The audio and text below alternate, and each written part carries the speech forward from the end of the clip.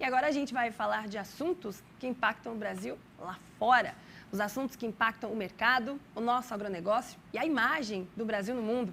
É o que você confere agora na nossa coluna Brasil lá fora.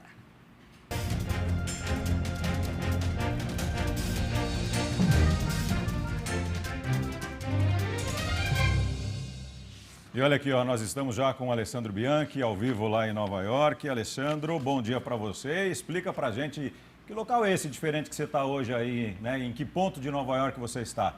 Bom dia. Bom dia, Márcio. Bom dia, Daiane.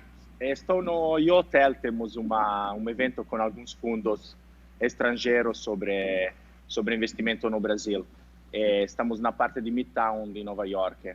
Muito bem. Alessandro, esse assunto, na verdade, né, ele não só toma as páginas dos jornais e telejornais brasileiros, mas também estrangeiros, que é a venda de terras para quem mora fora do Brasil. E há um detalhe, né, Daiane, muito específico com relação a isso, porque o presidente, quando ele estava eleito e também estava em campanha, disse ser contra a venda de terras, principalmente para os chineses.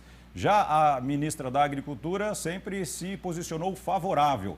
E aí há um projeto de lei nesse momento na Câmara, que eu quero inclusive pegar aqui um trechinho antes da pergunta para você, que diz exatamente sobre como é que vai funcionar, né, daqui para frente se esse texto passar na Câmara e se tiver também depois, né, a caneta lá do presidente da República, que fala exatamente o seguinte, ó, estrangeiros não podem possuir áreas rurais que ultrapassem 25% do território total de um município. E pessoas da mesma nacionalidade não podem adquirir mais do que 10% da área rural do município. Como os estrangeiros e principalmente os investidores enxergam esse projeto especificamente se ele passar dessa forma, Alessandro? Então, Márcio, vamos por partes. O estrangeiro com certeza vão enxergar isso como uma expansão dentro do Brasil. Hoje, se vamos falar de fundos que investem no Brasil na área de agro, são fundos americanos. Diria que 70% dos fundos são americanos que investem na área de agro.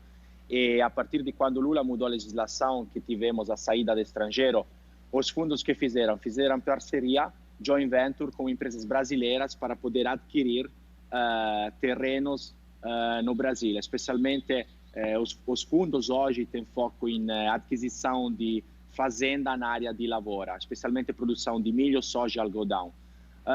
Sabemos que o Bolsonaro é contra essa decisão aqui porque Bolsonaro tem medo da entrada dos chineses.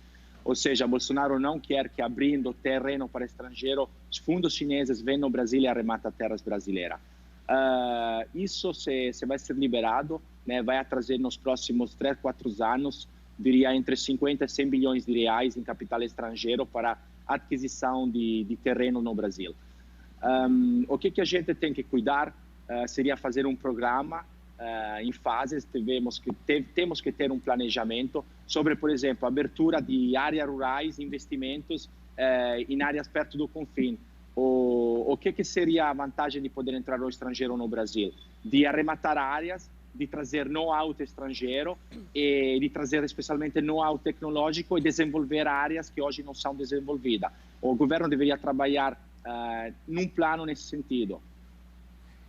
Alessandro, como a gente comentou aqui no começo, né, o Márcio comentou bem, é um assunto que divide opiniões aqui no Brasil. A gente tem, de um lado, a própria posição do governo Bolsonaro, que é mais conservadora, mas a ministra da Agricultura, parlamentares da frente da agropecuária, eles querem que esse projeto seja aprovado, que haja uma maior flexibilização, querem atrair esses investimentos aqui para o Brasil. Essa percepção, o mercado aí fora também tem, né, não só a visão do governo, mas também dos próprios produtores e setor produtivo do Brasil?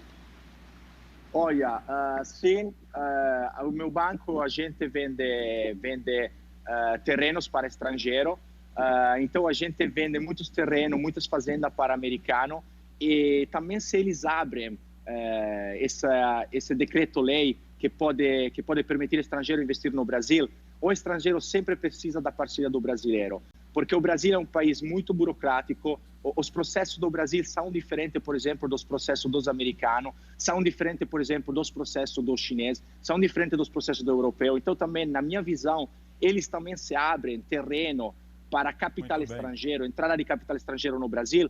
O estrangeiro sempre precisa de uma joint venture com o brasileiro.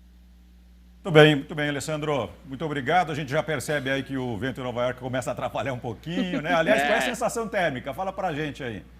Olha, tem 20 graus, mas hoje infelizmente está nublado. Inclusive aqui tinha um cenário muito bonito atrás de mim, né? Você vê todos os skyline de Nova York, todos os prédios. Infelizmente hoje é um dia com vento e um dia nublado. Tá certo. Qualquer hora a gente vai para aí fazer essa transmissão ao vivo de Nova York, tá bom, Alessandro? Tá combinado? Um grande abraço. Tomara. Tchau, Alessandro. Um abraço. Obrigada. Valeu, obrigado. Tchau, tenha um bom dia. Bom dia. Bom, nós falamos lá de Nova York dessa situação que é bastante complicada, Daiane, e que na sexta-feira a gente vai ampliar, mas vai trazer um assunto ainda dentro dessa questão, mas voltada para a produção e financiamento agrícola aqui no Brasil com dinheiro estrangeiro. É um outro assunto para sexta-feira no Brasil lá fora. Perfeito. Já fica o gancho aí para o pessoal de casa acompanhar. Sexta-feira, né? Sempre o nosso quadro aqui com o Alessandro, direto de Nova York, lá nos Estados Unidos. Exato.